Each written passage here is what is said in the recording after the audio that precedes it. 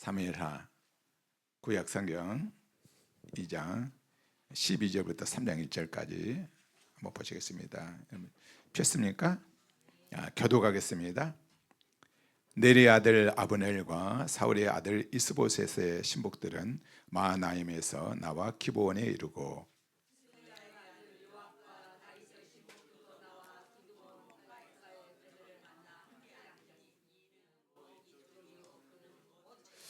아브넬이 요압에게 이르되 원하건대 청년들에게 일어나서 우리 앞에서 겨루게 하자. 요압이 이르되 일어나게 하자 하매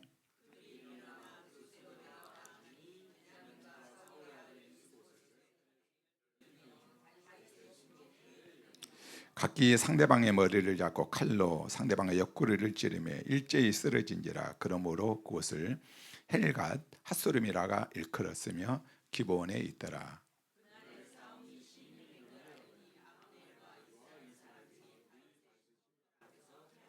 그곳에 수리아의 세 아들 요압과 아비새와 아사엘이 있었는데 아사엘의 발은 들노루같이 빠르더라.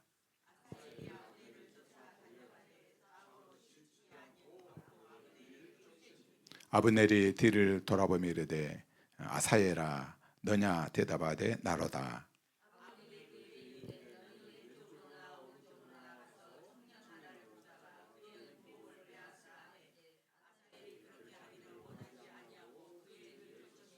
아브넬이 다시 아사엘에게 이르되 너는 나 쫓기를 그치라. 내가 너를 쳐서 땅에 엎드러지게 할 까닭이 무엇이냐. 그렇게 하면 내가 어떻게 내 형 요압을 대면하겠느냐 하되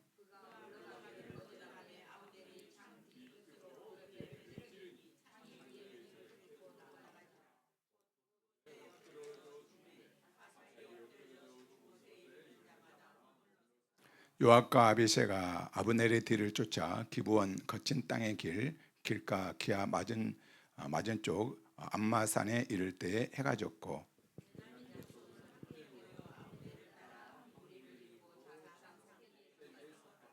아브넬이 요압에게 외쳐 이르되 칼이 영원히 사람을 상하겠느냐. 마침내 참혹한 일이 생길 줄을 알지 못하느냐. 내가 언제 무리에게 그 형제 쫓기를 그치라 명령하겠느냐.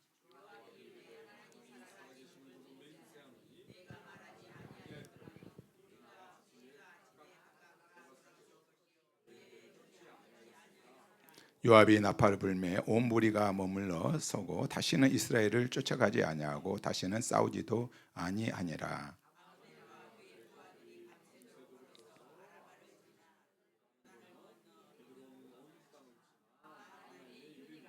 요압이 아브넬 쫓기를 그치고 돌아와 무리를 다 모으니 다윗의 신복 중에 19명과 아사엘이 없어졌으나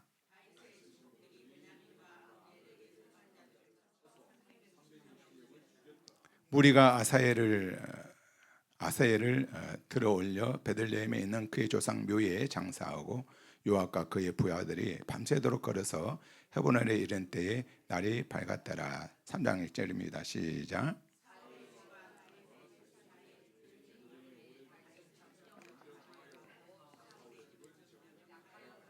아멘, 아멘.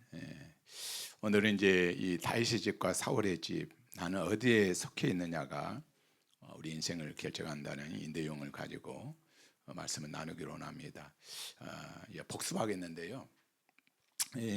에빙하우스라는 독일 사람이 1885년도에 기억에 관하여라는 책을 이분이 썼는데 거기에 이 사람이 망각곡선을 소개를 했습니다. 한번 보여주시기 바랍니다. 에빙하우스가 그래서 우리가 복습이 필요하냐 그러면은 10분 뒤부터는 망각이 시작된답니다. 잊어버려요. 10분. 그래서 이제 1시간 지나면 50분 잊어버리고 50%, 또 하루 지나면은 70% 잃어버리고 일주일 지나면은 25% 정도 남고 한 달 지나면은 80%를 잃어버리니까 한 달 전 설교는 거의 이제 20% 정도밖에 기억이 안 나는 게 이제 맞는 거죠. 좀 신기하죠? 인간은 이런 존재입니다. 그래서 이제 우리에게는 복습이 그래서 중요해요. 그래서 제가 늘 설교할 때마다 복습을 하잖아요. 그래서 이 사람이 이제 그 다음 사진 한번 보여주세요. 이런 이제 곡선을 만들었어요. 근데 10분 뒤에 이제 복습을 하잖아요. 10분 뒤에 복습을 하고 또 일주일 후에 복습을 하고 또 일주일 뒤에 일일 후에 복습하고 일주일 뒤에 복습하고 또 한 달 뒤에 복습하면은 장기 기억으로 가져갈 수가 있답니다. 그러니까 설교를 4번은 들으라 이 말이죠. 한 설교는 4번 들으라. 정말 그렇습니다. 복습이 그렇게 이제 중요하다는 것 아니겠습니까?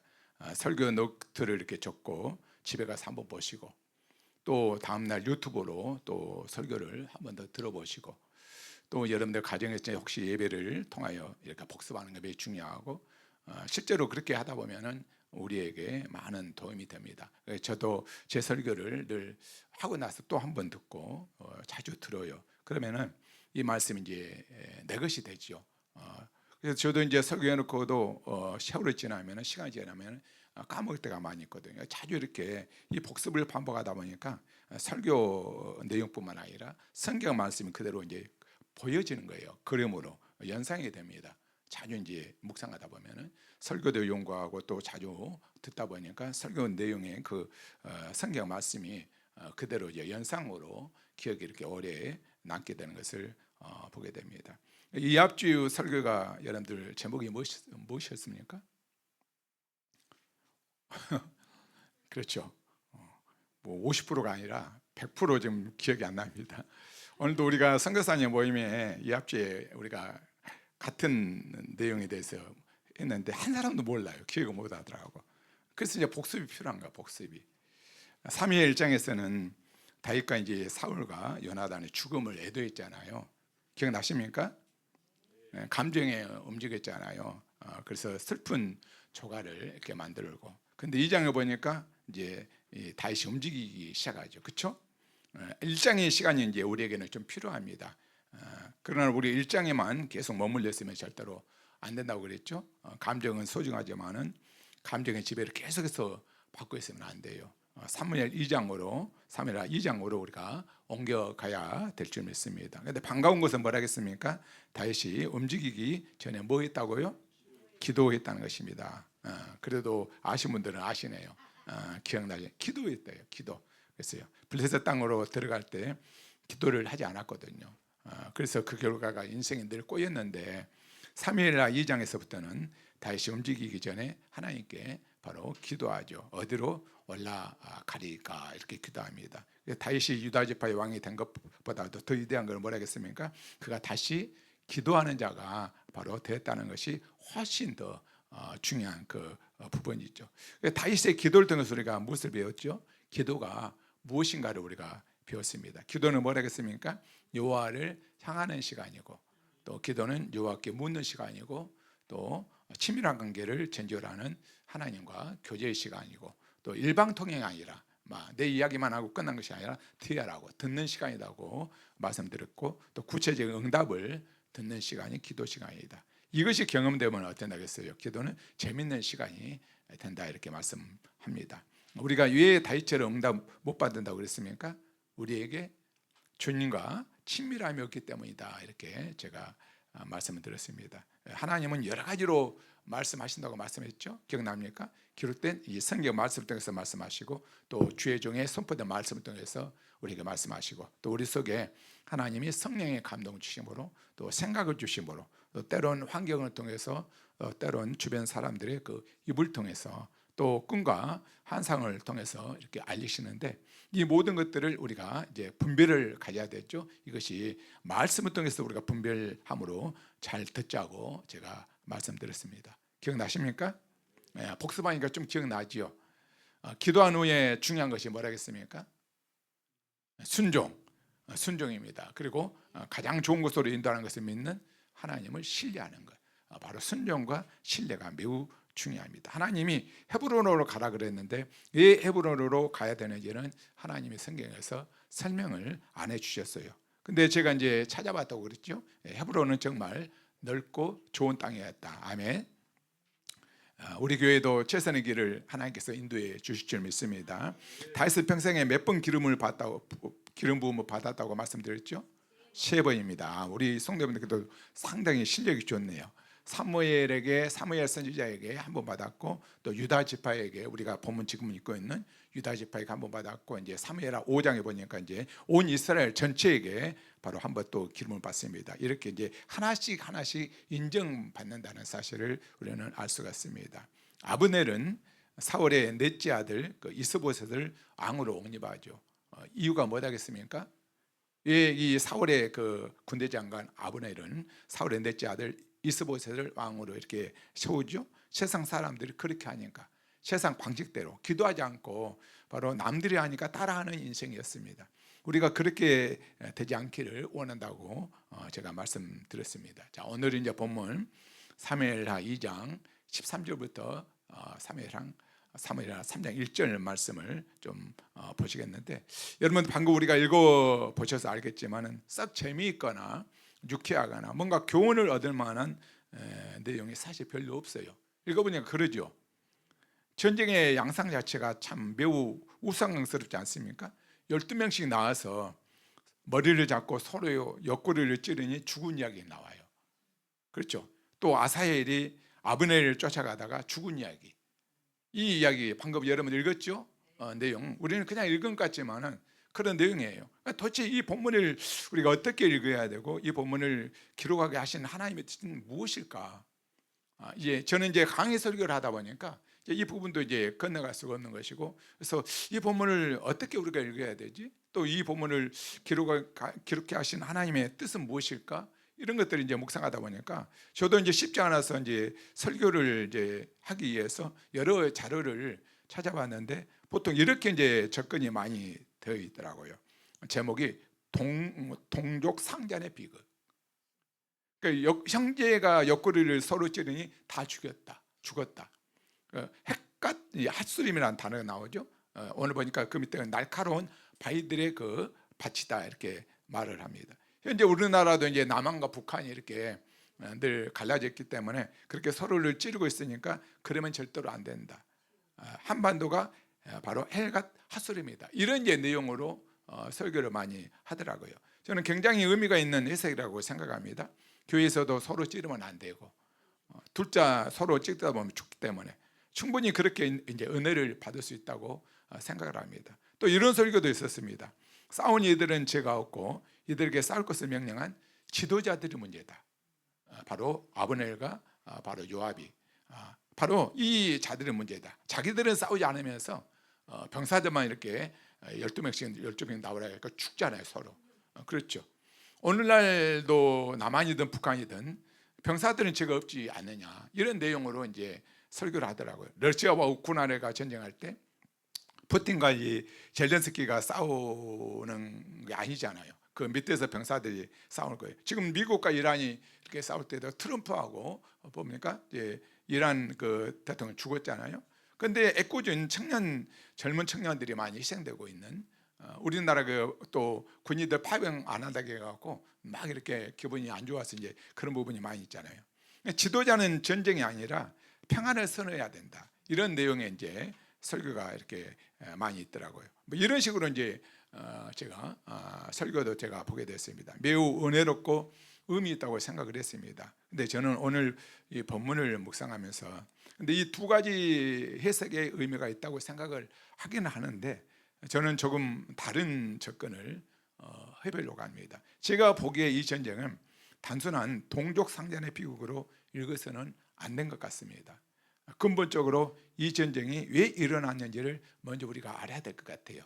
왜 이 전쟁이 일어났습니까? 여러분, 이 전쟁이 왜 일어났는지 아세요? 오늘 본문에서 이 전쟁이 지금 이스라엘 민족끼리 지금 전쟁하고 있잖아요.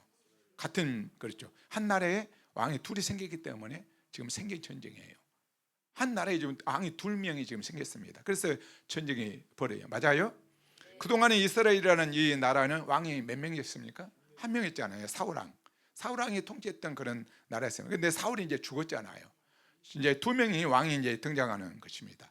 바로 다윗이라고 하는 바로 하나님의 기름 부음을 받은 왕이 하나 등장하고, 그를 따르는 바로 지파가 유다 지파 하나, 그리고 아브넬이라고 하는 사람이 세운 바로 인간의 생각으로 세운 바로 사울왕의 넷째 아들 이스보셋이라고 하는 또 다른 왕이 있어서 그들 11지파가 따르는 그런 상황. 바로 이스라엘 내에서 지금 바로 두 왕이 등장을 하고 있는 그 상황입니다. 여러분들, 한 영토의 왕이 들이면 반드시 뭐가 일어납니까? 전쟁이 일어나죠. 그런데 이 전쟁의 특징이 있는지 참 재밌어요. 이 전쟁은 어느 한쪽이 승리하지 않고서는 절대로 끝나지 않는 전쟁입니다. 맞지요?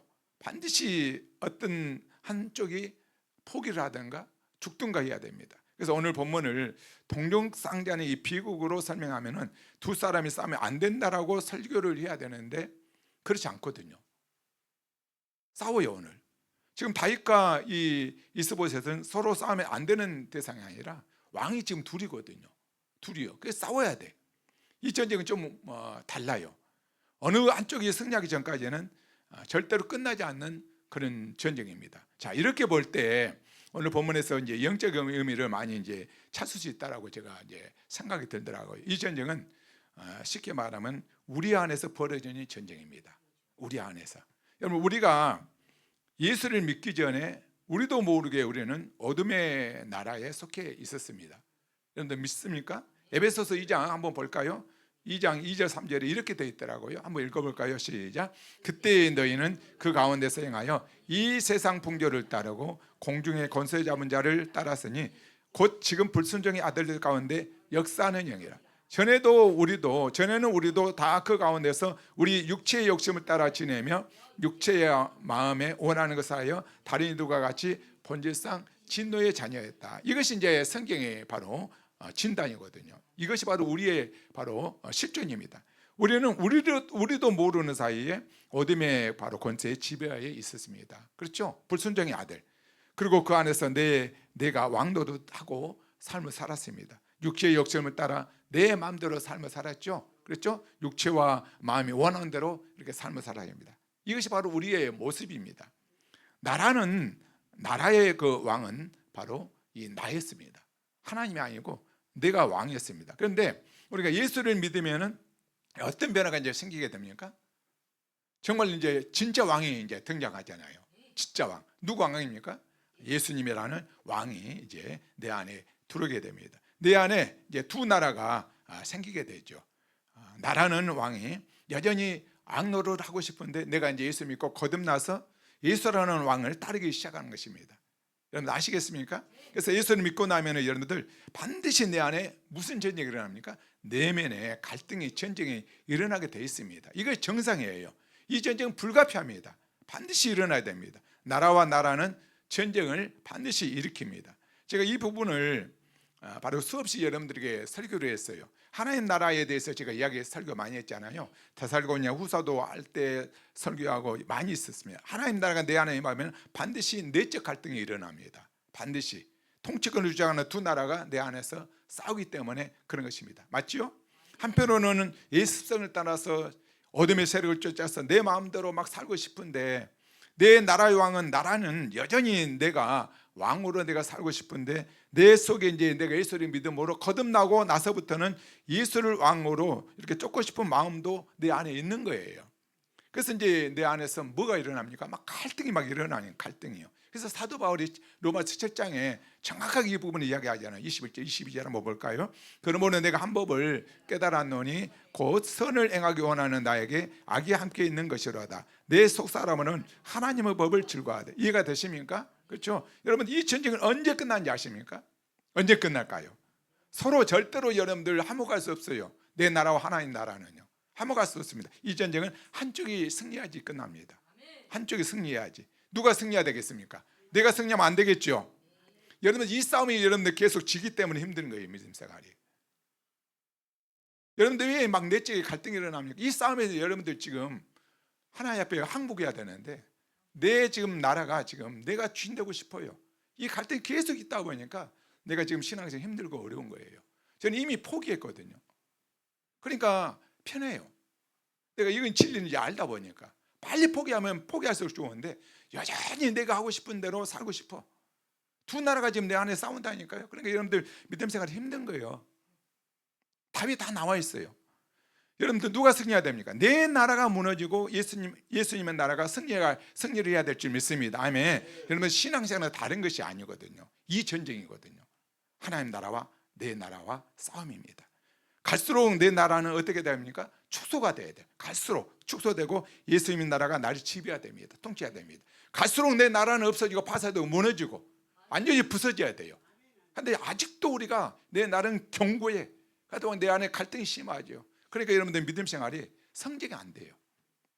빨리 그를 우리가 깨닫고 여러분들 포기해야 됩니다. 이걸 빨리 여러분들 이해하고 빨리 내려올 때 내려올수록 여러분들 하나님 은혜가 임하게 돼요. 절대로 하나님 나라와 내 나라와 싸워서 내가 이길 수가 없거든요.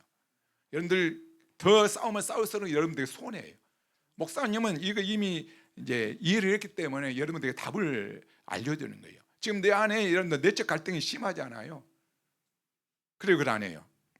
내 나라가 갈수록 축소되고 없어져야 되는데 지금도 여전히 내가 왕 되고 싶고 내가 내 삶을 통치하고 싶고, 그러니까 여러분들 삶이 믿음 생활이 어려운 것 아니겠습니까? 그래서 오늘 본문도 그렇게 좀 우리가 읽어야 됩니다. 하나님께 버림받아서 악신의 사로잡혀 살던 사울이 다스리는 나라가 있잖아요. 근데 그 사울이 하나님에 의해서 이제 죽었잖아요. 버림받았어요, 사울 왕이. 그리고 하나님께서 이제 누구를 대신하십니까? 바로 다윗이라는 바로 이 인물을 기름 부어서 새로운 왕으로 이렇게 세우셨습니다. 한 나라의 왕이 둘이 된 거예요. 그렇죠?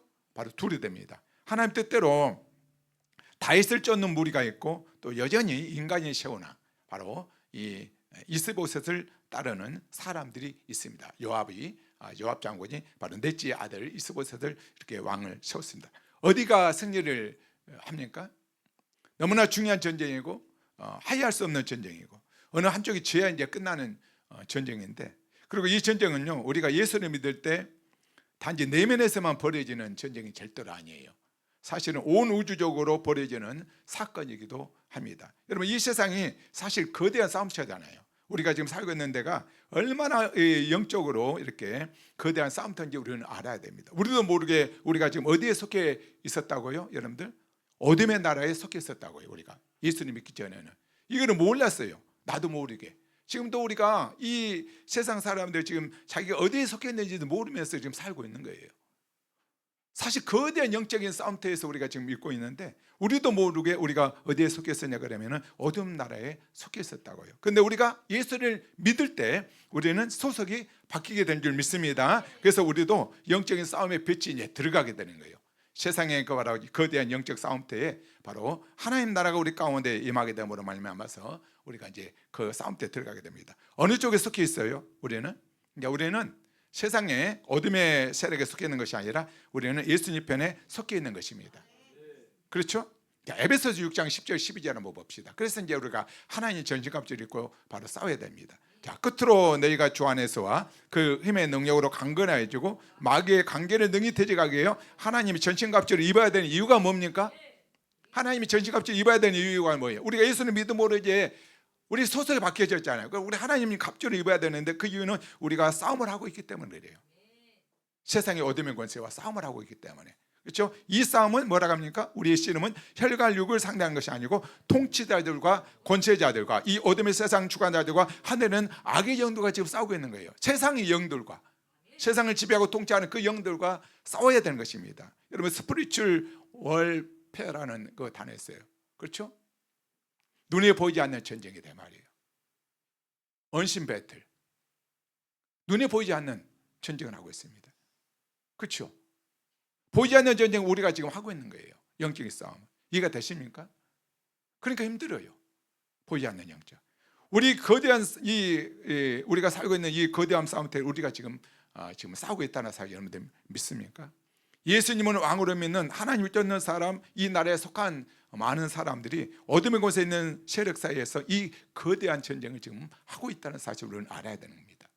이 전쟁 가운데 주님의 나라가 승리하기를 주의 이름으로 축원드립니다. 우리가 주의 나라가 승리를 해야 되지 않겠습니까? 여러분들 이 세상이 정말 영적 싸움터인지 여러분들 아시겠어요? 우리가 살고 있는 이 세상이 자기도 모르게 공중의 권세 잡은 자를 따라가고 있는 것이 여러분들 보이십니까? 거의 대부분 사람 안 보여요. 자기도 모르게 공중의 권세 잡은 자를 따라가고 있는 것을 몰라요.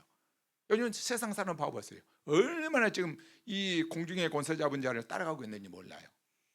우리가 영적으로 보면 이 세상이 지금 어떻게 돌아가고 있는가를 우리는 알고 있잖아요. 여러분들 봐보세요. 똑똑하다고 우리가 생각했던 대학 교수들이 내리는 결정들 한번 잘 봐보세요. 그들이 동성애를 정당화하는 이론들을 막 만들어내잖아요. 배웠던 사람들이. 똑똑하다는 모든 사람이 바로 모여있다는 국회의원들이 모여있는 그거 다 뭐 이상하지 않습니까? 나라마다 국회의원들이 하는 일들이 좀 이상해요. 그 악법들을 막 묘한 법들을 막 이렇게 만들어낸다는 것이죠. 왜 그러겠습니까? 바로 어둠의 권세들이 자기도 모르게 지금 따라가고 있는 거예요. 동성애로 옹호하고 하나님이 싫어한 것들을 막 이렇게 막 만들어내 갖고 사회 질서를, 하나님이 그 세우는 그 질서를 어지럽게 만듭니다. 자기들도 모르게 공중의 권세 자녀들을 따라가고 있다는 것이죠. 이거를 모르는 거예요. 근데 그 흐름을 따라가지 않는 사람들 있잖아요. 공중의 권세 자녀를 따라가지 않고 예수님을 따라가는 이들이 바로 저와 여러분들이잖아요. 우리가 이 전쟁에서 우리가 승리를 해야 될 줄 믿습니다. 자, 이렇게 놓고 보면은 오늘 전쟁을 보면은 되게 재밌어요. 이제 오늘 본문에 제가 제목을 이렇게 정했어요. 근데 전쟁의 양상을 한번 보시기 바랍니다. 등장인물을 한번 봐보세요. 매우 흥미롭잖아요. 제가 지금 분명히 이렇게 말을 했어요. 단순히 동족상전의 비극이 아니라 뭐라겠습니까?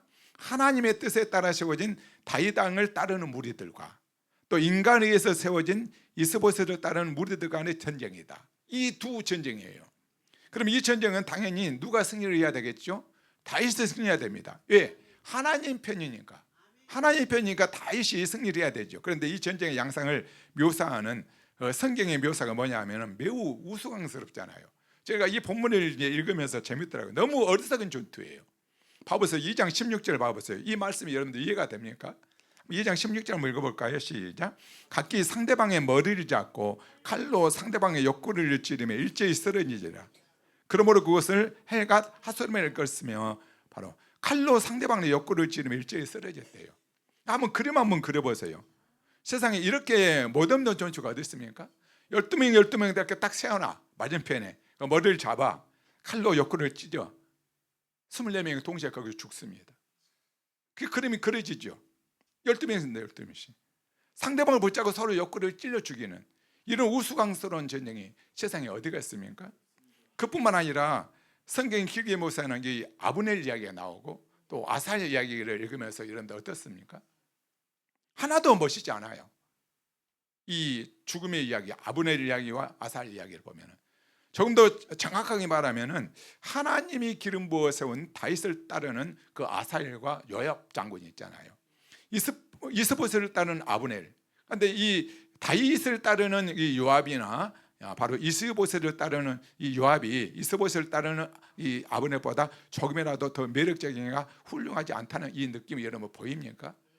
다윗은 하나님의 편이고 하나님이 세우신 종의 그 장군이면은 요압이 아브넬보다 훨씬 더 똑똑하고 또 용감하고 또 뭔가 좀 품위가 있고 그래야 되지 않겠습니까? 그런데 오늘 본문을 읽어보면 그런 느낌은 하나도 이렇게 안 나옵니다. 조금이라도 더 요압이 아사엘이 매력적이나 훌륭하지 않다는 그런 느낌을 우리가 보게 됩니다.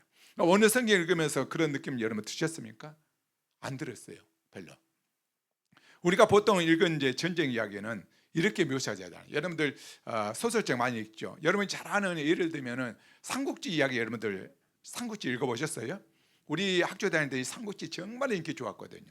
만화로 나와서 얼마나 애들이 몇 번씩 막 돌파했거든요. 저도 이제 읽었는데 대부분 세상 전쟁은 어떻게 묘사됩니까? 우리 편은 좋은 사람들이고 우리 편은 훌륭한 사람들이고 늘 우리 편은 무예가 출중한 사람이고 인격도 훌륭한 사람들이 우리 편이에요.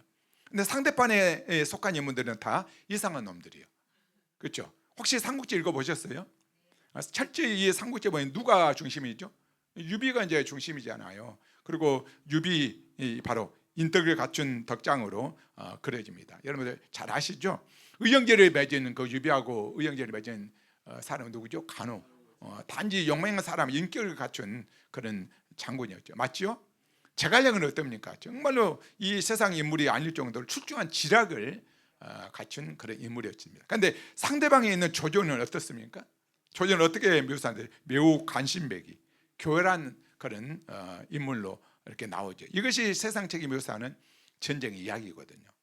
우리 편은 훌륭한 인물이고 상대편은 부족하고 나쁜 인간들도 이렇게 세상 전쟁 이야기는 그렇게 묘사를 해요. 그런데 오늘 성경의 묘사를 한번 봐보십시오.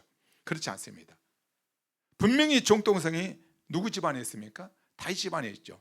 기름 부음 받은 세워진 왕이기 때문에 정통했습니다. 아브넬이 세운 이 이스보셋은 정통력이 없어요. 그렇죠? 그런데 다윗 편에 속한 인물들이나 사울 편에 속한 인물들이나 군엄이에요. 동일해요. 이 전쟁을 시작한 두 사람이 누굽니까? 다윗편에 속한 요압 장군하고 이 바로 이스보셋에 속한 사울의 장관이었죠. 아브넬. 둘이 똑같습니다. 장난 지금 전쟁을 하고 있는 거예요. 나와서 장난하게 하자. 너희들 12명 뽑아. 우리 12명 뽑자. 이렇게 시비를 걸어놓고 서로 똑같습니다. 50배 100보라는 사실. 제 말이 이해가 됩니까? 이거 여러분 전쟁입니까 뭡니까? 12명 뽑아놓고 머리 잡고 옆구리 동시에 딱 찌르는 거, 24명이 다 동시에 죽는 거. 이거 장난이지 지금 전쟁이 아니고. 이 다윗을 따르는 이 아사엘 나오잖아요. 18절부터 23절 말씀을 보니까 별로 흠모할 것이 없는데 발이 빠르다고 이렇게 나오잖아요. 혼자 공을 세우려는 그 욕심 때문에 막 실력도 안 되면서 아브넬 쫓아가다가 비참한 죽음을 이렇게 맞았잖아요. 오늘 23절을 보니까 결국 죽지 않은 상이 찔려서 뭐하러 이 아사엘이 뭐하러 이 아브넬 그 용감한 용사를 쫓아가다가 그런 봉변을 당합니까? 이 이야기가 성경에 왜 이렇게 기록되었을까? 이런 이제 생각이 드는 거예요. 저는 이제 성경 의도가 혹시 이쪽에 있지 않는가 이런 생각을 해봤거든요. 둘 다 나을 것이 하나도 없더라고. 요압도 마찬가지고 바로 아사엘도 마찬가지고 아브넬도 마찬가지. 요압이 아브넬보다도 낫지 않고 아사엘이 아브넬보다 낫지 않습니다. 다윗 집안에 속한 사람이 사울 집안에 속한 사람보다도 조금 더 나을 것이 없다는 그 말씀이거든요. 55, 100배예요. 그놈이 그놈이에요. 근데 이것이 진실에 가까운 묘사거든요. 성경은요. 여러분은 이 세상에 거대한 영적 전쟁이 지금 벌어지고 있다고 제가 말씀을 드렸지 않습니까? 이 세상에 있는 우리는요 예수님에게 속했습니다. 여러분 믿습니까? 우리는 예수님을 왕으로 모시고 예수님께 속해서 우리가 전쟁을 하고 있잖아요. 지금 보이지 않는 전쟁을 하고 있잖아요. 예수님에 속하지 않고 어둠에 속한 사람도 또 있어요. 그렇죠? 자기들은 몰라요. 그런데 이 두 치열한 바로 두 세력 간의 영적 전쟁이 지금 벌어지고 있다는 거 여러분 아십니까? 근데 여러분 예수님께 속한 우리들이 저 어둠에 속한 사람들보다도 정말 객관적으로 인격적인 면에서 더 낫습니까? 예수 믿는 사람이 우리들이 예수 믿지 않는 저 어둠의 세력들에게 속한 저 사람들보다도 정말 객관적으로 보면은 인격적인 면이나 실력 면이나 도덕적인 면에서 더 낫습니까? 절대로 아닙니다. 우리는 늘 이렇게 생각합니다. 예수 믿는 사람들이 저기 있는 사람보다 훨씬 나아야지 이런 생각을 버리지 못해요. 근데 현실을 봐보십시오. 더 낫습니까? 안 낫습니다. 여러분들 사실 똑같아요. 다윗의 진영에 속한 사람들과 바로 사울왕 밑에 아브넬에게 속한 사람들 똑같습니다. 다윗 집안에 속한 사람들이 사울 집안에 속한 사람보다 나을 것이 하나도 없듯이 사실 우리가 예수님께 속했지만은 예수님께 속하지 않는 사람들보다도 사실 별로 나은 걸 하나도 없습니다. 똑같아요. 동의가 안 되십니까? 오히려 우리보다도 더 세상 사람들이요 훨씬 더 똑똑하고 인격이 괜찮은 사람들이 저편 쪽이 훨씬 더 많을 수 있습니다. 기분이 나쁘세요?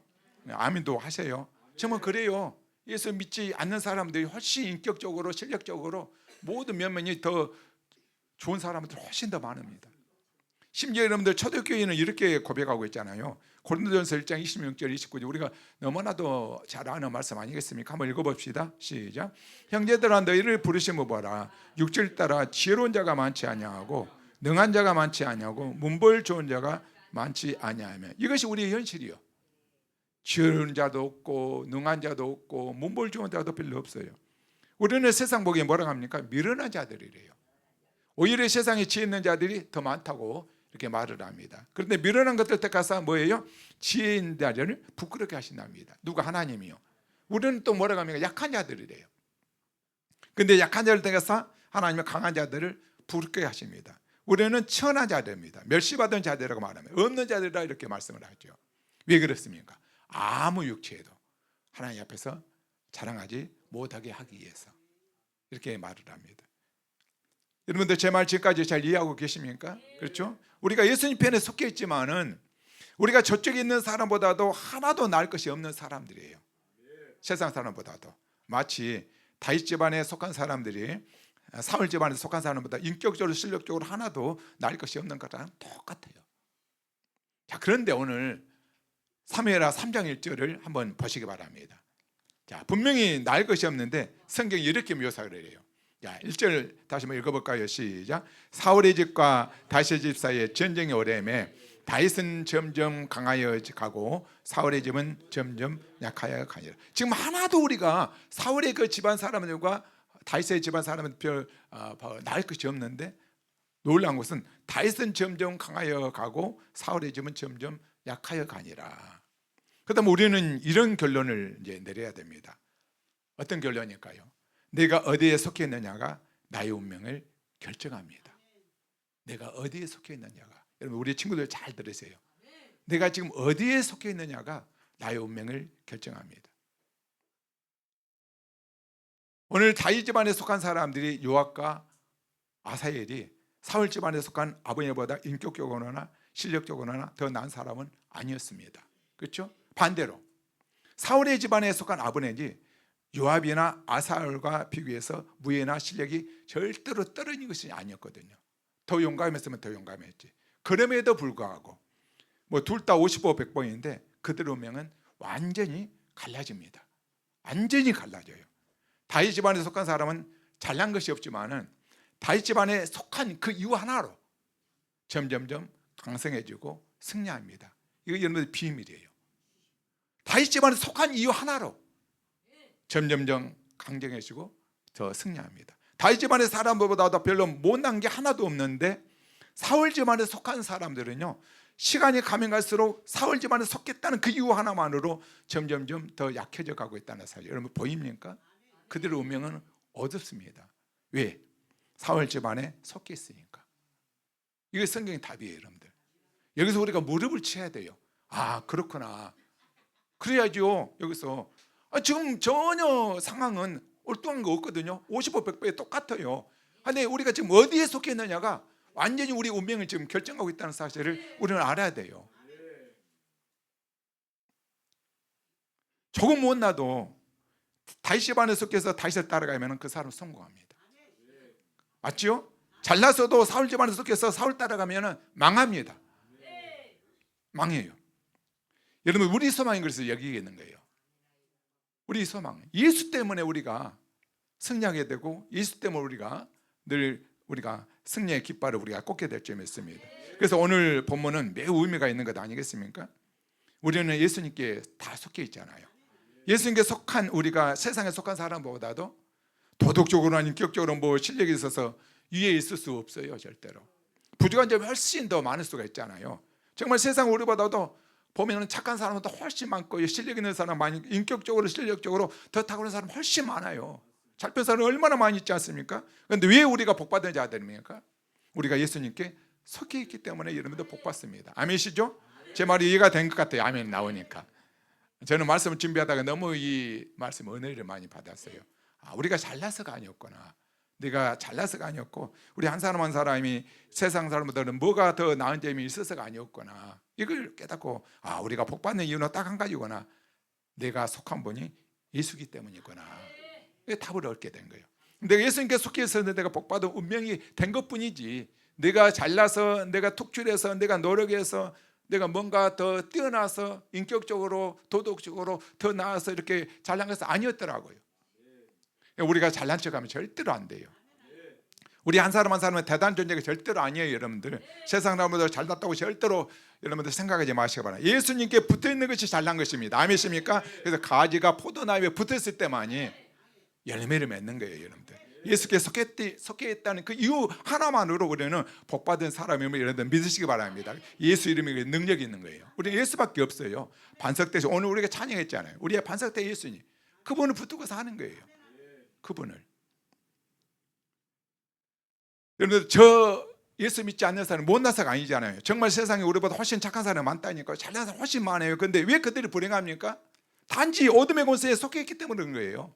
예수에게 속해 있지 않고 어둠의 세력에 속해 있기 때문에 저들이 불행한 사람 아니겠습니까? 그렇죠? 여러분 그래서 이제 소속이 중요하다는 걸 알아요. 소속. 사울의 집과 다윗의 집 나오잖아요. 이들의 운명을 가른 거 뭡니까? 소속이었습니다. 소속. 진짜 여러분들 예수님께 속해 계십니까? 우리 학생들 여러분들 진짜 예수님께 속해 있어요? 그 자체로 복받은 거예요. 여러분들 내가 예수님께 속해 있다는 이유 한만으로 우리는 성공할 것입니다. 할렐루야. 그런데 왜 여러분들이 공동체가 막 힘들다고 나가려고 왜 이렇게 이랬어요? 왜 이 공동체를 나가려고 힘들다고. 여러분 바로 나가면 여러분들 포식자들 여러분들 딱 노리고 있다는 거 아십니까? 내가 지금 예수님께 속해 있다는 이유 하나만으로 우리는 성공한 거예요. 이곳에서 이것을 가르치고 훈련시키고 여러분들 하나님의 사람을 만들어 나가잖아요. 그래서 여러분들 공동체가 너무나 중요해요. 공동체. 내가 어디에 속해 있느냐, 어떤 공동체에 속해 있느냐, 나는 어느 진영에 속해 있는가, 다윗 집안에 속해 있는가 아니면 사울 집안에 속해 있는가. 우리가 엄청나게 중요합니다. 제일 여러분들 교만한 말이 뭔지 아십니까? 아유 나는 어디에 속해든 전혀 상관없어. 이것이 가장 교만한 말이에요. 여러분 겸손히 인정하시기 바랍니다. 나는 하나님의 은혜가 머무는 곳에 속하기를 원한다고. 아멘이시죠? 나는 하나님의 은혜가 있는 곳에 속하기를 원한다고. 주님이 아니면 난 살 수가 없어요. 오늘 새벽에도 제가 말씀드렸잖아요. 주님이 없으면 난 살 수가 없습니다. 여러분들 똑같은 나무가 있습니다. 그 나무가 어디에 심기에 따라서 그 운명이 달라지잖아요. 그렇죠? 나무가 잘라지면 안 돼요. 나무가 색깔도 똑같고 품종도 똑같고 크기도 똑같은 나무를 심었는데 강가에 심기면 이 나무는 성공합니다. 강가에. 그렇죠? 이 나무가 잘나서가 아니에요. 여러분들 거기에 속해 있기 때문에 물을 공급받고 영양분을 이렇게 공급받기 때문에 열매를 맺고 성공하는 건 아니겠습니까? 근데 반대로 똑같은 나무인데 이 나무가 어디예요? 사막에 심기면 어떻게 되겠습니까? 나무는 아무 잘못한 거 없다니까요. 그런데 그 사막에 속해 있다는 이유 하나만으로 자라지 못하고 열매를 맺지 못하는 건 아니겠습니까? 그렇죠? 우리가 어디에 있는가가 매우 중요한 거예요. 여러분 은혜가 있는 곳에 머물러야 이유를 우리가 여러분들 아시겠습니까? 은혜가 있는 곳에 머물러야 할 그 이유를 알아야 돼요. 여러분의 그 영혼에 의해서, 내 영혼에 의해서 다윗 집안에 속해 있어야 되는을 여러분들 믿으시기 바랍니다. 점점 강해져요.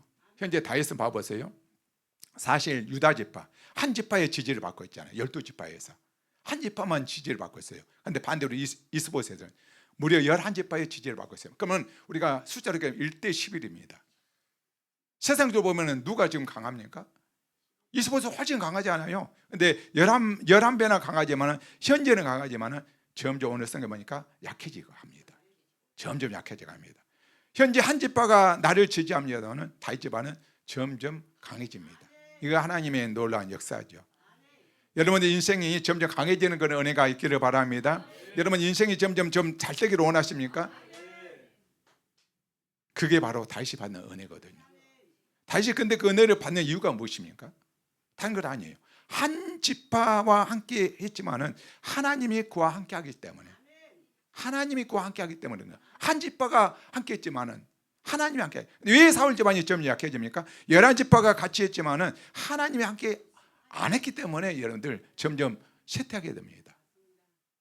결국 중요한 건 뭡니까? 지금 내 옆에 얼마만한 사람이 있느냐가 아니에요. 여러분들 왜 우리 공동체는 예수들 나가고 안 들어옵니까? 이거 중요한 거 아니라 내 곁에 하나님 계시는가 계시지 않는가, 이것이 가장 중요한 거예요. 여러분들 내가 지금 하나님께 붙어 있는가 아니면 떨어져 있는가, 이게 중요한 거예요. 여러분 벽지가 벽에만 딱 붙어 있으면은 딱 붙어 있어 봐요. 벽 하나, 이 여러분들 종이 한 장, 종이 이렇게 벽지 안 붙고 종이 이렇게 화보에서 이렇게 손으로 찌르면 그냥 찢어지잖아요. 그런데 이 벽지가 벽에 딱 붙어 있으면 그 약한 종이가 엄청 강해서 뚫지를 못한 거예요. 우리 또 예수님께 붙어 있으면 누가 뚫지를 못해요. 악한 권세 어둠이요. 함께 붙어 있기를 주의 이름으로 축원드립니다. 우리가 현재 자산과 미래의 자산이라 표현을 한번 내가 써보겠습니다. 다윗은 현재 자산은 얼마 안 돼요. 한 지파이기 때문에. 그렇죠? 유다 지파 한 지파예요. 이스보셋은 현재 자산은 많네. 11지파니까. 근데 미래 자산은 한번 이야기 한번 해볼까요? 미래 자산. 다윗은 미래가 있습니까 없습니까? 하나님이 그와 함께 하시기 때문에 미래가 있죠. 사울 집안은 미래가 없습니다. 예, 11지파 이렇게 함께 하지만 하나님이 그와 함께 하지 않기 때문에 미래가 재산이 없습니다. 우리 이제 친구들 크면 이제 결혼을 해야 되지 않겠습니까? 잘 들으시기 바랍니다. 고를 때 현재 자산 보지 마세요. 아멘. 미래 자산을 보시기 바랍니다. 현재 그 사람은 뭐 무슨 차를 타고 뭐 그런 것 가지고 고르지 마시고 하나님 그 사람과 함께 하느냐 함께 하지 않느냐 이것 보고 여러분들 고르세요. 믿음이 있는가 없는가. 아멘. 지금 그 사람에게 현재 자산이 없어도 그 사람이 하나님과 함께하면 그 사람에게는 미래 자산이 있는 거예요. 우리 권사님들도 집사님도 동일합니다. 사이나 며느리를 고를 때 항상 현재 자산을 보지 마시고 미래 자산을 볼 수 있기 바랍니다. 그 사람이 하나님과 함께하면 그 사람은 정말 미래 자산이 있는 것이면 그 사람을 고르는 게 지혜예요. 그 사람을. 지금 아무리 좋은 차를 타고 아무리 잘나서도요, 그분이 하나님께 속해 있지 않으면 그 사람은 미래가 없습니다. 미래가. 너무 늦은 것 같습니까? 진즉 이런 좀 이야기를 해줬으면, 좀 늦었기는 늦었죠. 이미 결혼한 사람 어쩔 수 없어요. 이제 우리 자녀들 이제 잘 지혜롭게 이렇게 키워내야 될 점이 있습니다. 우리 자녀들에게 물려줘야 될 게 뭐겠습니까? 하나님이신 점이 있습니다. 이 믿음을 우리가 잘 전수해 줬으면 좋겠습니다. 어떤 교회가, 어떤 공동체가, 어떤 기업이 점점 더 강성해질까요? 하나님이 함께하는 교회입니다. 하나님이 함께하는 기업은 점점 더 강성해질 줄 믿습니다. 현재 사람이 많아도 하나님의 영광이 떠난 것을 우리가 뭐라고 하죠? 이가봇. 이가봇은 하나님의 영광이 떠났다 그럽니다. 그런 교회는 점점 약해지게 될 것입니다. 우리 교회에 사람님 별로 없지만은 하나님께 함께 하시는 저는 걱정 없습니다. 점점 더 강하게 하나님께 인도해 주실 줄 믿습니다. 하나님이 놓치면요, 사람이 아무리 많아졌어도 하나님 놓치면 우리는 점점 약해질 수밖에 없습니다. 우리 교회는 하나님은 놓치지 않는 그런 교회가 되기를 소망합니다. 주의 영이 우리 교회에 충만하게 넘치기를 주의 이름을 축원드립니다. 그 다음 이제 주목하고 싶은 거는 사울의 집과 다윗의 집의 전쟁이 오래매 이렇게 3장 1절에 표현하고 있죠. 사울의 집과 다윗의 집의 전쟁이 금방 끝나지 않습니다. 오래 걸려요. 오래 걸립니다. 내 안에 하나님 나라가 임하면요, 내적 전쟁이 이제 시작된다는 그 말씀 아니겠습니까? 그렇죠? 이 전쟁이 금방 끝나지 않아요. 매우 오래 걸려요. 지금도 이러면 싸우고 있잖아요. 우리 지금 집사님, 권사님 지금 싸우고 있잖아요. 예수 믿는 지금 30년 넘어도 싸우고 있잖아요. 엄청나게 오래 걸려요. 하나님 나라와 세상 나라 간의 전쟁은 절대로 쉽게 끝나지 않습니다. 매우 오래가는 전쟁입니다. 점점 하나님 나라가, 그래서 내 안에서 승리하기를 원해야 돼요. 늘 기도해야 됩니다. 나를 죽이고 나를 포기하고 나의 나라는 더 축소되고, 그럴 때만이 우리가 날마다 우리가 삶 가운데 승리할 수가 있습니다. 참 우리 성격이 이거는 잘 안 맞지요. 하나님 나라가 빨리 없어지면 좋겠는데 우리 한국인들의 그 성격적에는 좀 안 맞아요. DNA 속에는 항상 빨리빨리 하는 그 DNA를 가진 우리한테는 이 부분이 좀 안 맞더라고. 에스켈레이터를 떼가는 민족이 우리 대한민국이고, 우리가 사탕을 깨먹는 민족, 유일한 민족이 우리 대한민국이고, 자판기에 컵이 내려오는데 이러고 컵 내려오는데 벌써 닫고 있는 민족이 우리나라 민족이었답니다. 그 정도로 빨리빨리 이렇게 원하는 민족이 우리나라입니다. 그런데 이 시대가 지금 속도가 민감하잖아요. 패스트푸드 좀 우리하고는 안 맞은 것 같아요. 그래서 이제 많은 사람들이 한 방을 이제 역전을 이제 원하죠. 단방에 한번 역전을 해야 되겠다. 그런데 하나님은요, 천천히 흐르는 강물입니다. 하나님이 점점점 역사하는 그 하나님이지 딱 한 번에 이렇게 하는 것이 아니더라고요. 영적인 모든 것이 점점점이에요. 점점점. 여러분 한번 잘 생각을 해보시고, 하나님은 우리 인생에 하신 일이 확이 없어요. 점점점점 이렇게 하나님이 다스려 나갑니다. 우리가 보면 우리 삶도 보면 점점점 더 성화되어 가고 있고, 우리 신앙도 점점점 더 잘하고 있더라고요. 확 이렇게 바뀌어지면 얼마나 좋겠습니다. 매일 기도하면 그만큼 여러분들 조금 잘하게 돼 있어요. 매일 기도하면, 매일 성경 말씀 보면 그만큼 여러분 잘하게 됐습니다. 그렇죠? 그만큼 조금 잘하게 됩니다. 점점 주님 닮아가게 되고요. 그래서 꾸준히 기도하고 꾸준히 말씀 보라는 것이 지금 당장 내 눈은 안 보인 것 같아요. 그런데 돌아보면은 다 그것이 지금 점점 이렇게 변하고 있거든요. 우리가 느끼지 못한 것 뿐이지. 그래서 매일 기도할 때 나라는 내 자아를 늘 죽이고 늘 깨트리고요, 말씀 이렇게 묵상할 때마다 내 신앙을 이렇게 다시 한번 돌아보게 되고, 여러분들 남편이 확 변하지 않습니다. 여러분 남편 확 변하던가요? 점점 좋아져요. 여러분들 남편을 놓고 기도하고요, 또 사랑으로 대하면요, 늘 지금 변하고 있어요. 그 마음이. 우리가 지금 몰라서 그런데, 여러분 다음 세대가 다른 세대가 되지 않는 우리 교회에 지금 표를 걸고 있지 않습니까? 점점 그렇게 되는 거예요. 지금 우리는 너무나 조그만 마음 가지고 이렇게 애들이 안 변하느냐, 그러냐 그러는데, 저는 늘 기다리는 마음으로 늘 이렇게 대하고 있거든요. 얘들 많이 변했어요. 우리 애들 보면 많이 변했습니다. 한 번에 바꿔지지 않거든요. 점점 변하고 바꿔주고 있습니다. 점점 우리 아이들이 함께 이렇게 예배 드리면서 지난주보다 이번 주가 더 낫고, 이번 주보다 다음 주가 더 낫고, 예배 드리는 모습도 점점 이렇게 좋아지는 것을 우리가 보게 됩니다. 여러분 신앙의 내공을 우리가 절대로 무시하면 안 됩니다. 이 내공은 하루아침에 이렇게 쌓여진 거 아니거든. 무수히 연습을 할 때 내공이 쌓는 것처럼 우리가 매일매일 기도하면은 내가 잘하고 또 강해지게 되는 것을 우리는 보게 됩니다. 저는 이것을 체험하기 때문에 그래서 매일 기도하고 말씀 묵상하다 보니까 하나님이 그렇게 늘 채워지는 것을 보게 됩니다. 반대도 똑같아요. 내가 주님을 잠깐 멀리 한다고 한 번에 확 나빠지는 전례는 안 해요. 그렇죠? 내가 하나님 멀리 하면 한순간에 딱 나빠집니까? 점점 내가 주님께 멀어져요. 멀어집니다. 사울 봐보세요. 하나님을 떠났지만 한 번에 안 망했어요. 점점 망해갔죠. 그러니까 우리가 꽃을 꺾는다고 그 꽃이 한 번에 시들지 않습니다. 점점 여러분들 이렇게 시들어가는 것을 보게 됩니다. 맞죠? 우리가 딱 꽃을 꺾어보세요. 바로 순간 죽지 않습니다. 우리가 이렇게 강대상에 이쁘게 꽃을 이렇게 하잖아요. 점점 이렇게 시들지 않아요. 그런데 어느 순간 가면 완전히 시들게 되는 것을 보게 됩니다. 그래서 여러분들 절대로 기도 이렇게 쉬는 죄를 범치 말고 또 하나님의 말씀을 묵상해야 되는 이유가 바로 이것이에요. 바로 확 이렇게 변화가 나타나는 것이 아니라 점점 멀어지게 만들고 내가 하나님을 더 멀리 하게 만드는 것들이 그것 때문에 날마다 우리는 기도해야 되고 말씀을 가까이 해야 됩니다. 그렇죠? 한참 지나고 보면은 내가 점점 멀어져 있는 것을 보게 됩니다. 이거 영이 이제 약해지기 때문에 그래요. 영이 기도하지 않고 말씀 묵상하지 않으면 내 영이요 약해집니다. 그러니까 보니까 하나님과 점점 멀어지게 됩니다. 여러분들 점점점을 좀 기억하시기 바랍니다. 신앙이 점점 성장하기를 예수님 이름으로 축원드립니다. 여러분 인생 공사를 한번 걸어보시기 바랍니다. 내 신앙 공사는 지금 이렇게 상승해 나가고 있는가, 아니면 하락 지점으로 지금 떨어져 나가고 있는가, 한번 늘 돌아보시기 바랍니다. 그 추세가 지금 어떻게 나가고 있습니까? 내 믿음의 이 신앙 곡선이 지금 계속해서 상승해야 되는데 하락 곡선이 있다면 한번 내 자신을 돌아봐야 돼요.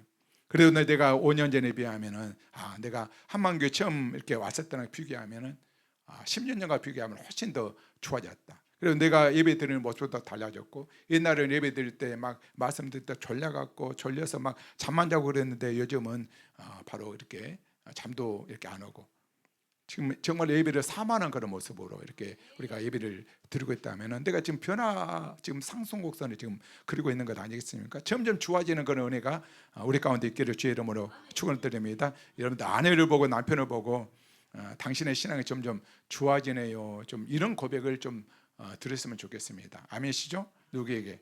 오늘 말씀 이제 정리하고 마치겠습니다.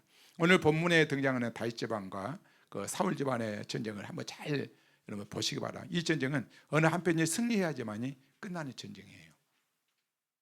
여러분들 내 안에 있는 내가 주인된 이 나를 여러분들 포기할 수 있겠습니까? 가장 빠른 지름길이 이겁니다. 내 나라의 주인은 내가 아닌 것, 포기하는 것이 가장 빠릅니다. 한 나라 왕이 둘이 되기 때문에 계속 싸우는 거예요. 이거는요, 빨리 한 나라 포기해야 돼. 그래야지만이 하나님이 날 통치하고 다스리고 인도하고 하나님 은혜를 충만하게 우리가 받을 수가 있습니다. 우리가 이 전쟁은 예수를 믿을 때 내 안에 시작되거든요. 이 전쟁은 불가피해요. 불가피합니다. 그런데 이 전쟁을 빨리 끝내야지. 이 전쟁은 내가 계속 하나님 나라가 이렇게 있다고 말씀해요. 두 나라가 싸운다고. 내가 왕인 나의 나라에 예수님 왕이 들어오기 때문에 주님이 우리가 승리해야 되는데, 이거를 우리가 계속해서 우리가 죽이지 않으면 계속해서 우리 죽는 날 그날까지 갈등하면서 싸우다가 우리는 끝나게 될 줄 믿습니다. 빨리 하나님이 내 인생에 다스리고 통치하시고 보호하시고 인도하는 하나님이 나의 삶의 왕입니다, 주인입니다, 이렇게 고백할 수 있는, 그래서 하나님이 나의 모든 인생을 책임져 나가는, 하나님께 모든 것을 맡기고 의리하는 그런 신뢰하는 그런 믿음으로 우리가 나갔으면 좋겠고, 날마다 주님의 승리하는 그런 인생 될 수 있기를 바랍니다. 내가 예수를 믿으면 내가 예수께 속해서 세상 나라와 그들의 영적 전쟁이 바로 우리가 이제 끼어들게 되죠. 우리가 승리할 수 있기를 바랍니다. 그런데 흥미로운 점은 뭐냐? 오늘 본문에 등장하는 양쪽 편이 다 별도라는 것이죠. 50보 100배. 요압이나 아므엘이 뭡니까? 아브넬이 아사엘이나 서로 우열을 가리기 힘들 정도로 좀 어리석은 사람들이죠. 다윗에게 속한 이들이 사울 집안에 속한 이들보다도 인격적으로 도덕적으로 실력적인 면에서 하나도 나은 것이 없습니다. 마찬가지입니다, 여러분들. 오늘 우리가 예수 믿는다고 해서 우리가 세상 사람보다도 더 나으리라는 포장은 절대 없는 것 같습니다. 그들의 운명을 가는 것은 바로 한 개인의 역량이 아니었습니다. 뭐에 있었습니까? 소속에 있었습니다. 못나도 다윗 집안에 속해서 다윗 따라다니는 사람은 승리했고, 또 잘나도 사울 집안에 속해서 사울 따라가면은 그 인생이 망하는 것을 우리가 보게 됩니다. 여기에 이제 우리의 소망이 있는 것입니다.